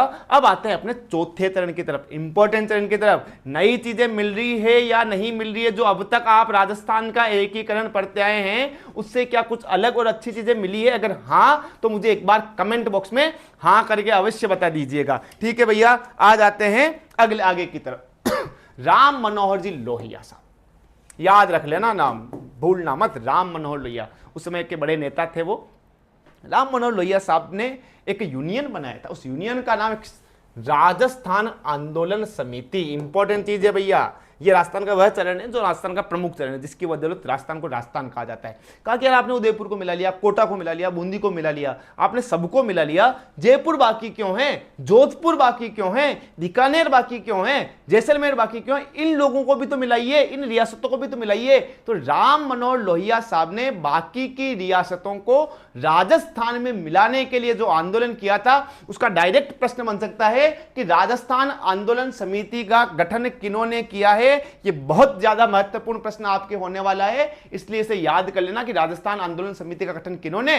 राम मनोहर जी लोहिया साहब ने किया है। बड़ा महत्वपूर्ण प्रश्न है। ठीक है भैया, आगे की तरफ इन्होंने क्या कहा था? जोधपुर, जैसलमेर, बीकानेर, मत्स्य को राजस्थान में मिलाया जाए और इन रियासतों से वार्ता प्रारंभ हो जाती है। जो वार्ता की प्रारंभ होती है वो वार्ता, 3 तिथियां याद रख लेना भैया, 3 चीजें याद करेंगे। दिसंबर 1948 में वीपी मेनन साहब जो सचिव थे रियासती विभाग के, इन्होंने इन रियासतों को मनाना प्रारंभ किया और वार्ताओं का दौर प्रारंभ होता है दिसंबर 1948 से। और 2 चीजें, 11 जनवरी 1949 को जयपुर के महाराजा मान सिंह जी द्वितीय वो विलय के लिए तैयार हो जाते हैं। जयपुर वाले विलय के लिए तैयार कब होते हैं? 11 जनवरी को।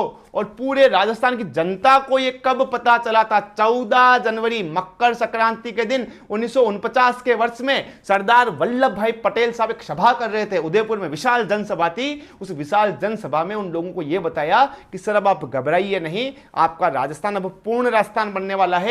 और यह घोषणा 14 जनवरी 1949 को सरदार पटेल ने उदयपुर में विशाल आम सभा में, और क्या कहा कि जयपुर, जोधपुर और बीकानेर के विलय की घोषणा कहां करते हैं? उदयपुर में करते हैं। कब करते हैं? 14 जनवरी को करते हैं। 3 फरवरी को बुला लिया साहब इन सब लोगों को कि आ जाइए साहब, दिल्ली पे बैठ के हस्ताक्षर करते हैं, हस्ताक्षर पे बात करते हैं। वीपी मेनन ने बैठक बुलाई थी। बैठक में कहा कि यार अब राजधानी क्या रखी जाए। अलग अलग किताबें अलग अलग बताते हैं, वो दोनों ही किताबों का मैं बता दूंगा। राजधानी के लिए जब मसला आता है कि राजधानी किसे बनाया जाए, उदयपुर वालों ने क्या कहा कि उदयपुर को राजधानी बनाया जाए। और राजधानी के हिसाब से सबसे उपयुक्त स्थान अगर कोई स्थान है तो सबसे उपयुक्त स्थान जो है भैया, वो उपयुक्त स्थान, जी धन्यवाद मोहित, हाँ जी बिल्कुल, सबको याद हो रहा है, अच्छी बात है। सुनीता जी सुथार को याद हो रहा है, गोविंद जी वर्मा को याद हो रहा है, ममता जी चलिया को याद हो रहा है, पी के चौधरी जी को भी। ठीक है साहब, सभी को, प्रियंका दत्त जी, बबीता जैन जी, जी हाँ जी, कहाँ थे हम, भूल गए, वापस आते हैं इस विषय पे। दिसंबर 1948 हमने इन रियासतों को मिलाने का प्रयास प्रारंभ कर दिया था। 11 जनवरी 1949 जयपुर के मान सिंह जी ने कहा कि अब मैं विलय के लिए तैयार हो चुका हूं। 14 जनवरी 1949 सरदार पटेल ने उदयपुर में हो रही सभा में एक घोषणा करती कि अभी रियासतें हमारे में मिल रही है। उसके बाद 3 फरवरी को वीपी मेनन साहब बैठक बुलाते हैं और बैठक में यह मुद्दा बनता है कि राजधानी किसा बनाया जाएगा। तो कहा कि सबसे समझदार व्यक्ति को गठित कर दिया जाए। कहा कि सरदार पटेल साहब आप ही बताइए कि राजधानी क्या बनेगी और क्या नहीं बनेगी। तो सरदार पटेल को इस समिति का क्या बना दिया जाता है? अध्यक्ष बना दिया जाता है। लेकिन सरदार पटेल जिसको कहते हैं, अच्छा कई किताबों में कंफ्यूजन होता है आप कंफ्यूजन मत लेना। एक किताब यह बताती है या एक सोर्स यह बताते हैं कि जो इस समिति के अध्यक्ष थे वो सरदार वल्लभ भाई पटेल थे। ठीक है। और जो राजस्थान हिंदी ग्रंथ अकादमी की किताब है वो ये बताती है अपने को, कक्षा 9 की किताब ये बताती है कि सरदार वल्लभ भाई पटेल साहब ने तो कहा कि आप राजधानी बनाएंगे, लेकिन सरदार वल्लभ भाई पटेल ने एक और समिति बना दी थी, वो सत्यनारायण राव समिति। तो दोनों में थोड़ा कंफ्यूजन है, कंप्लीट है उसको, और अपन जो है एक बार जिस हिसाब से प्रश्न आए उस हिसाब से आप एग्जाम हॉल में उसको हैंडल करना है। वीपी मेनन ने बैठक ली, राजधानी बनाने का मसला किसके पर रख दिया था, सरदार वल्लभ भाई पटेल साहब पे रख दिया था, और सरदार वल्लभ भाई पटेल साहब ने सत्यनारायण राव समिति का गठन कर दिया था। ठीक है, कई किताबें केवल वल्लभ भाई पटेल को ही बताते हैं और कई ये बताते हैं कि सत्यनारायण राव समिति ने किया था। 30 मार्च 1900। अच्छा, ये 3 तिथियां याद कर लेना भैया, इन 3 तिथियों में से पक्का प्रश्न बनने वाला है, पक्का ही प्रश्न बनने वाला है, इसलिए इन 3 चीजों को अच्छे से याद कर लेना। 30 मार्च को पटेल साहब ने जयपुर में उद्घाटन कर दिया था हमारे सम्मेलन का। 4 अप्रैल को हीरालाल शास्त्री जी, हमारे राजस्थान के प्रथम मुख्यमंत्री, जिन्हें पहले प्रधानमंत्री नाम कहा जाता था, अब मुख्यमंत्री नाम आ जाएगा पहली बार। हीरालाल शास्त्री राजस्थान के पहले मुख्यमंत्री बनते हैं, और मुख्यमंत्री के रूप में आपका कार्यभार कब संभाला गया है वो तिथि किसी भी स्थिति में मत भूलना, यह 100% रूप से एग्जाम में आने वाली तिथि है। 4 अप्रैल 1949 को हीरालाल शास्त्री जी ने कार्यभार संभाला था एज ए मुख्यमंत्री, और 7 अप्रैल को शास्त्री जी ने मंत्रिमंडल का गठन कर दिया था। ये 3 तिथियां, 30 मार्च एकीकरण, 4 अप्रैल शास्त्री जी ने कार्यभार संभाला, 7 अप्रैल को मंत्रिमंडल का गठन कर दिया जाता है। बढ़ते हैं भैया आगे की तरफ, अगला याद करते हैं चतुर्थ चरण। अब राजस्थान सरकार ने एक आदेश निकाला है, हम 30 मार्च को नहीं मनाएंगे, ध्यान रखना। राजस्थान सरकार के द्वारा इस वर्ष जो आदेश निकाला गया था, यह निकाला गया था राजस्थान दिवस 30 मार्च की जगह पे अब चैत्र शुक्ल एकम को मनाया जाएगा। विक्रमी संवत उस समय 2006 था, लेकिन अब जो भी विक्रमी संवत होगा, हम राजस्थान का एकीकरण अब अगले वर्ष, इस वर्ष भी था, लेकिन इस वर्ष चैत्र शुक्ली एकम और 30 मार्च दोनों एक ही दिन को थे, जैसे कि 1949 में था, ठीक वैसे ही था इस बार भी। लेकिन अब अगले वर्ष से क्योंकि तिथि और वो दोनों अलग अलग आएंगे, याद ये रखना है कि राजस्थान दिवस अगर पूछा जाए तो आपको उसको क्या बताना है, राजस्थान दिवस को चैत्र शुक्ल एकम ही बताना है। ठीक है, चैत्र शुक्ल एकम जो विक्रम। राजस्थान दिवस हम कब मनाते हैं, अब राजस्थान दिवस इस दिन को मनाते हैं। इस दिन क्या क्या होता है इस चौथे चरण में सबको पता है, जे और बी, जयपुर, जोधपुर, जैसलमेर और बीकानेर को उस बाकी वाले संघ में शामिल कर लिया जाता है। यह बड़ी महत्वपूर्ण चीज थी भैया। बढ़ते हैं अपने उद्घाटन पटेल साहब ने किया है, कहां किया है, जयपुर में किया है, ये हमें पता ही है। ठीक है, महाराष्ट्र प्रमुख, अब विवाद का विषय हो चुका था, विवाद का विषय होगा था कि अब राष्ट्र प्रमुख जयपुर वाले भी तो इंपॉर्टेंट है, तो अब मेवाड़ वालों को बिल्कुल बना दिया है, महाराष्ट्र प्रमुख बना दिया है। ठीक है, महाराणा भूपाल सिंह जी क्या हो जाते हैं, महाराणा भूपाल सिंह जी महाराज प्रमुख हो जाते हैं। और राज प्रमुख कौन होते हैं, ध्यान रखना, राज प्रमुख जयपुर के सवाई मानसिंह जी द्वितीय होते हैं, जो बाद में राज्यपाल, राज प्रमुख क्या होता है, राज्यपाल होता है।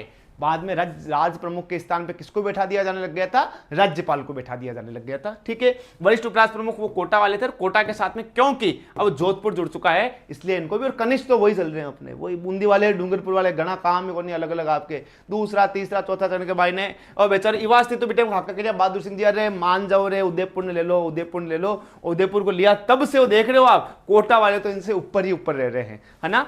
प्रधानमंत्री जो कि इस चरण में अब प्रधानमंत्री के स्थान पर मुख्यमंत्री नाम आ जाता है, ये हमने देखा है, हीरालाल जी शास्त्री को बना दिया जाता है। हमारे राजस्थान के प्रथम मनोनीत मुख्यमंत्री, राजस्थान में 3 ही मुख्यमंत्री जो हुए हैं जो मनोनीत होते हैं। ठीक है, पहले हीरालाल शास्त्री जी, दूसरे और तीसरे कौन से, एक बार मुझे कमेंट बॉक्स में बता दीजिएगा भैया। ठीक है भैया, बढ़ते हैं अपन आगे की तरफ। अंजना जी बता रहे हैं बेस्ट एक्सप्लेनेशन सर जी, धन्यवाद अंजना जी। पद्मा मल्होत्रा जी, बबीता जैन जी, हाँ ममता जी चलिया जी। ठीक, बढ़ते हैं आगे की तरफ। अगला याद करते हैं, अन्य मंत्री वगैरह कौन है क्या है वो चीजें बहुत। अब देखते हैं प्रीवी पर्स, यहाँ वाले के प्रीवी पर्स, हमने मेवाड़ वालों का 20 लाख देखा था, इनका भी एक बार देख लेते जो 10 लाख से ज्यादा है। नियम कितना था, नियम केवल 10 लाख प्रीवी पर्स देने का था। सबसे ज्यादा किसका था, सबसे ज्यादा 20 लाख था। किनका था 20 लाख भैया, 20 लाख जो था वो आपके मेवाड़ वालों का था।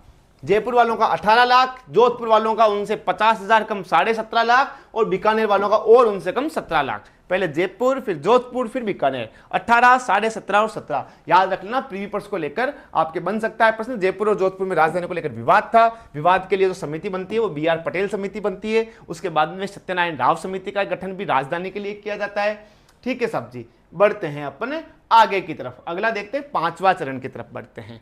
ठीक है, अभी तक 4 चरण में हमने बेसिक सी, बड़ी शानदार सी, बड़ी अच्छी सी जानकारी ली है। अब 5वां चरण है, बड़ा बेसिक सा है कि इस समय अब जो चौथे चरण में, हमारा जो 4 चरण हो चुके, चौथे चरण में मत्स्य संघ जो अब तक था वो राजस्थान से अलग था। ध्यान रखना, मत्स्य संघ अब तक क्या था, राजस्थान से अलग बनाया हुआ एक छोटा सा राज्य था, जिसको कहा गया था कि या तो राजस्थान में मिलाया जाएगा या कि फिर यूपी में मिलाया जाएगा। यूपी में मिलाने की संभावना ज्यादा थी, लेकिन ध्यान रखना शंकर देव समिति, इंपॉर्टेंट चीज है भैया, शंकर देव समिति से पहले यह कहा गया था कि इस जो मत्स्य संघ को किसमें मिलाया जाएगा, यूपी में मिलाया जाएगा। लेकिन शंकर देव समिति वालों ने कहा, जिसके सदस्य आपके आर के सिद्धू होते हैं और प्रभु दयाल साहब होते हैं, ये दोनों ये कहते हैं, ये तीनों मिलकर ये कहते हैं, ये समिति ये कहती है कुल मिलाकर कि इसको मत्स्य संघ को किस में मिलाया जाए, कि कहा कि मत्स्य संघ को राजस्थान में मिलाया जाए। तो ये ध्यान रखना, इंपॉर्टेंट प्रश्न है। 5वां चरण हमारा कब होता है, 5वां चरण हमारा जो है 15 मई 1949 को होता है। इसमें क्या कर दिया जाता है,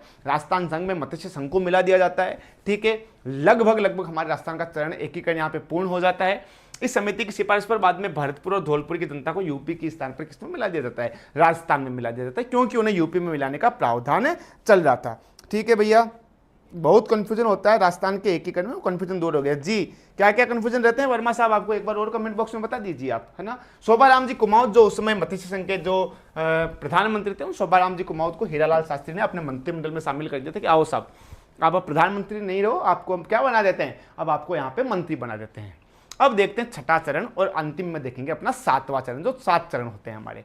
छठा चरण जो होता है वो होता है 26 जनवरी 1950 को। वह 26 जनवरी 1950 जिस दिन हमारा संविधान लागू होता है। उस दिन क्या क्या होता है साहब, उस दिन जो होता है कि इसमें राजस्थान में जो बाकी का जो राजस्थान था उसमें अब सिरोही को मिला दिया जाता है। लेकिन ध्यान ये रखना कि उस समय, क्योंकि जो भारत सरकार में जिसका सबसे ज्यादा दबदबा चलता था वो सरदार वल्लभ भाई पटेल साहब थे। सरदार वल्लभ भाई पटेल साहब गुजरात के थे, और क्योंकि गुजरात में जैन समुदाय के अत्यधिक व्यक्ति रहते हैं, और क्योंकि आबू और देलवाड़ा में जैन संप्रदाय के सर्व प्रमुख और शानदार मंदिर है जो गुजरात के शासकों के द्वारा ही बनवाए गए थे। ध्यान रखना यह चीज, गुजरात के शासकों के द्वारा आबू और देलवाड़ा में जैन मंदिर बनाए गए थे।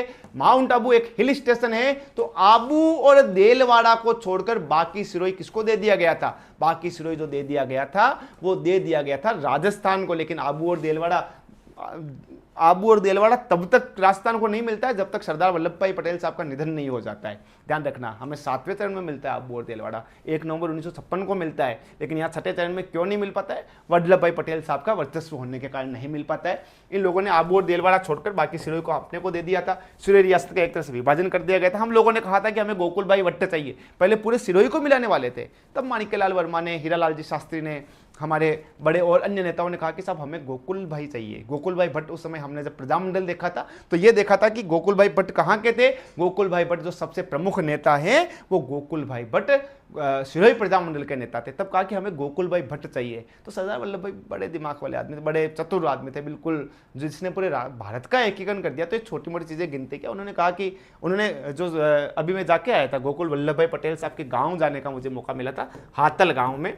जब आप सिरोही में जाते हैं, सिरोही में वहाँ एक पावापुरी नाम का स्थान बना हुआ है। जब पावापुरी से आप रेवदर की तरफ जाएंगे तो बीच में हातल नाम का गांव आता है, हिस्टोरिकल पैलेस से, कभी जाके जरूर देखिए। कुछ बहुत अलग नहीं मिलेगा लेकिन बड़ा सुकून मिलता है कि किसका गांव है, कोई गोकुल भाई भट्ट का गांव है। तो याद रख लेना, गोकुल भाई भट्ट का गांव कौन सा, हातल गांव। हातल गांव हमको दे दिया था और कहा कि लो साहब तुम्हें गोकुल भाई भट्ट चाहिए, ये गोकुल भाई भट्ट तुम लोग रखो, है ना। लेकिन हमने बाद में प्रयास किया था और बाद में सिरोही, आबू और देलवाड़ा को मिला लिया था। लेकिन यहाँ ये ध्यान रखना, छठे चरण में हमने सिरोही को मिला लिया था, लेकिन किसको छोड़ के, आबू और देलवाड़ा को। एक प्रश्न ये भी पूछा गया था जो बेसिक सा प्रश्न है कि सिरोही का जो विलय है कितने चरणों में होता है। सिरोही का जो एकीकरण होता है वो भैया 2 चरणों में होता है। ठीक है, बढ़ते हैं। ये देखो साहब, वल्लभ भाई पटेल का क्या जवाब था कि राजस्थान वालों को गोकुल भाई भट्ट चाहिए था और हमने गोकुल भाई भट्ट दे दिया। गोकुल भाई भट्ट दे दिया मतलब गोकुल भाई भट्ट का गांव दे दिया, हातल गांव है। ये प्रश्न भी पुराना हो चुका है, अब सब लोग याद करने लगे हैं, इसलिए इस चीजों को जो पहले 4-5 चरण में जो मैंने इंपॉर्टेंट चीजें बताई है वो जरूर याद रख लेना।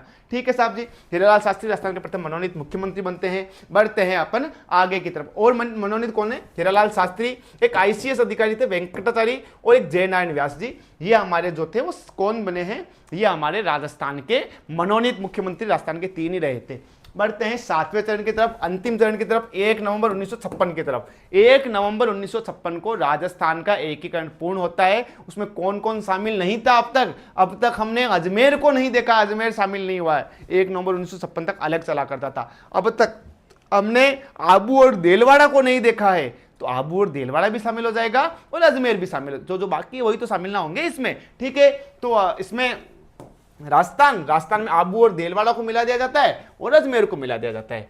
उस समय राज्य पुनर्गठन आयोग बनता है, फजल अली आयोग जो है, जिसे फजल अली आयोग भी कहते हैं, उसने अपनी एक सिफारिश 1956 में दी। उसके अनुसार क्या क्या होता है, 4 चीजें होती हैं, बड़ी बेसिक सी चीजें हैं जो हम सब लोग याद रखते हैं। नए से बच्चे उनको बताने वाली चीजें, तो पुराने बच्चे उनके लिए नई सामग्री, नई चीजें, नया मैटर लेके आया था, उन चीजों को देखना। पुराने जो बच्चे हैं वो रिवीजन कर लीजिए। अजमेर मेरवाड़ा को राजस्थान में मिला देते हैं, आबू देलवाड़ा को राजस्थान में मिला देते हैं। मध्य प्रदेश का सुनेल टप्पा है, जो पहले मध्य प्रदेश में था वो टप्पा खा के इधर आ गया है। सुनेल टप्पा कहाँ है, राजस्थान को दे दिया गया है, ठीक है। और राजस्थान में एक क्षेत्र है सिरोंज क्षेत्र, उस सिरोंज क्षेत्र को उन्होंने, एमपी वालों ने कहा कि हम आपको सुनील टप्पा दे रहे हैं, हम आपको क्या दे रहे हैं, हम आपको एमपी वालों ने कहा हम आपको सुनील दे रहे हैं, तो भारत वालों ने कहा हम आपको सरोज दे रहे हैं, ठीक है। तो हमने एमपी वालों को क्या दे दिया था, एमपी वालों को हमने सिरोंज दे दिया था। और इस तरह से 1 नवंबर 1956 को हमारे राजस्थान का एकीकरण पूर्ण हो जाता है। राजस्थान का एकीकरण पूर्ण होता है, उस समय राजस्थान के मुख्यमंत्री कौन थे, यह प्रश्न पूछा जा सकता है साहब जी, यह प्रश्न पूछा जा सकता है, तो ध्यान रख लेना। उस समय जो राजस्थान के मुख्यमंत्री थे वो मोहनलाल जी सुखाड़िया साहब थे। कौन थे भैया, मोहनलाल जी सुखाड़िया साहब। एक चीज बहुत इंपॉर्टेंट है कि इस आबू और देलवाड़ा के विलय के लिए जिस समिति का गठन किया जाता है वह समिति जैन मुनि थे, मुनि जिन्न विजय सूरी समिति का गठन किया गया था। इंपॉर्टेंट चीजें ध्यान रख लेना। सबसे पहला प्रश्न कि अपने मत्स्य संघ को किसकी समिति के सिफारिश पर नाम बुलाया गया था, शंकर देवराय समिति। मत्स्य संघ नाम किसके आधार पर दिया गया था, के मुंशी जी के आधार पर दिया गया था, ठीक है। राजधानी जयपुर को किस समिति की सिफारिश के आधार पर, सत्यनारायण राव समिति की सिफारिश के आधार पर। और आबू और देलवाड़ा को किस समिति की सिफारिश के आधार पर मिलाया था, तो भैया मुनि जीन विजय सूरी समिति के आधार पर मिलाया गया था। अजमेर मेरवाड़ा उस समय अलग से प्रदेश हुआ करता था, अलग से केंद्र शासित प्रदेश था। उस समय यहाँ पे 3 सीटें चला करती थी, जिसे धारा सभा के नाम से जाना जाता था। पूछा गया प्रश्न है, पूछा जा सकता है प्रश्न, इसलिए ध्यान रखना। 30 सदस्यों की धारा सभा थी। और उस समय अजमेर मेरवाड़ा के मुख्यमंत्री कौन थे, क्योंकि अजमेर मेरवाड़ा 1 नवंबर 1956 को पूछा जा सकता है। उस समय जिस एरिया में अभी मैं रहता हूँ उस एरिया का नाम है हरिभाऊ उपाध्याय नगर। अभी जहाँ मेरा रेजिडेंस है, जहाँ मैं क्लासेस ले रहा हूँ पूरे राजस्थान में आपके सामने से, तो वो कौन सी जगह है भैया, वो हरिभाऊ उपाध्याय नगर है। तो वहाँ जो है उस समय प्रधानमंत्री कौन थे या मुख्यमंत्री कौन थे हमारे यहाँ के, उस समय जो मुख्यमंत्री थे वो थे भैया हरिभाऊ उपाध्याय थे, ठीक है। कब, 1 नवंबर 1956 को। और अगर मैं पूछूं उस समय राजस्थान के मुख्यमंत्री कौन थे, तो आप कमेंट बॉक्स में मुझे बता दीजिए, या कि फिर कमेंट बॉक्स आपको पता है कौन, मोहनलाल जी सुखाड़िया साहब थे। अब क्योंकि इनके मुख्यमंत्री का पद चला जाता, हरिभाऊ उपाध्याय साहब ने विलय का विरोध किया था, मना किया था साहब हम आपके साथ में नहीं शामिल होने वाले हैं, लेकिन शामिल कर लिया जाता है। मुनि जैन विजय सूरी समिति क्या क्या कहते हैं, आबू देलवाड़ा का विलय किया जाएगा। और इसका जो सदस्य हैं, हम किताब पढ़ते हैं राजस्थान के इतिहास की, दशरथ शर्मा जी किताब लिखते हैं, तो इस समिति के दशरथ शर्मा भी सदस्य थे। ये बड़ी बेसिक चीज है, इसे याद रख लेना, बड़ी इंपॉर्टेंट चीज है। 4-5 समितियां, इसे बहुत अच्छे से तैयार कर लेना। आगे बढ़ते हैं, 26वां जिला बनता है विवाद के समाधान के लिए। अच्छा, फिर जयपुर और अजमेर में राजधानी को लेकर जो विवाद था उसका भी समाधान बाद में कर दिया जाता है। सत्यनारायण राव समिति बनती है। अब इस समिति की सिफारिश के आधार पर आज की क्लास का अंतिम विषय, जो बेसिक सी चीज है उसे मैं एक बार वापस बता रहा हूं आप लोगों को, क्या है भैया। राजधानी किसको बनाया जाएगा, कहा कि जयपुर को बनाया जाएगा। रेवेन्यू बोर्ड किसको दिया जाएगा, आज भी अजमेर में है, ठीक है। शिक्षा विभाग कहां पर है, हमारा माध्यमिक शिक्षा विभाग, उच्च और जो प्राथमिक शिक्षा विभाग है, उन दोनों का मुख्यालय कहां पर है, बीकानेर में है। उस समय की सिफारिश के आधार पर, सत्यनारायण राव समिति की सिफारिश के आधार पर भरतपुर को क्या दिया गया है, भरतपुर को कृषि विभाग दिया गया है। क्या दिया गया था, कृषि विभाग। कहा कि सहकारी विभाग और वन विभाग कौन संभालेगा, कहा कि ये दोनों कोटा संभालेंगे। कहा कि खनन विभाग किसके पास रहेगा, कहा कि खनन विभाग, क्योंकि सबसे ज्यादा माइंस किधर होती है, उदयपुर में होती है। और न्याय कहां किया जाएगा, उच्च न्यायालय हमारे कहां पे स्थित है, उच्च न्यायालय हमारे जोधपुर में स्थित है। इस समिति ने केवल राजधानी के बारे में नहीं बताया था, 4-5 चीजें अन्य चीजों के बारे में बताया था। ये भी याद कर लेना, ये भी प्रश्न आप लोगों को पूछा जा सकता है भैया, ठीक है साहब जी। राज्य पुनर्गठन आयोग जो मैंने बताया फजल अली आयोग था, उस फजल अली आयोग ने क्या क्या सिफारिशें की थी, ध्यान रख लेना। 7वां संविधान संशोधन, बस 1-2 स्लाइड और रही है इसकी, उसके बाद में एक क्लास अपना एंड हो जाएगी। जो राज्य पुनर्गठन आयोग ने सिफारिश की थी उसके बाद में हमारे भारतीय संविधान में संशोधन किया जाता है, और ये बार बार प्रश्न पूछा गया कौन सा संशोधन होता है, वो 7वां संविधान संशोधन होता है। उस 7वें संविधान संशोधन में क्या क्या प्रावधान किए गए थे जरा उसे याद कर लीजिए।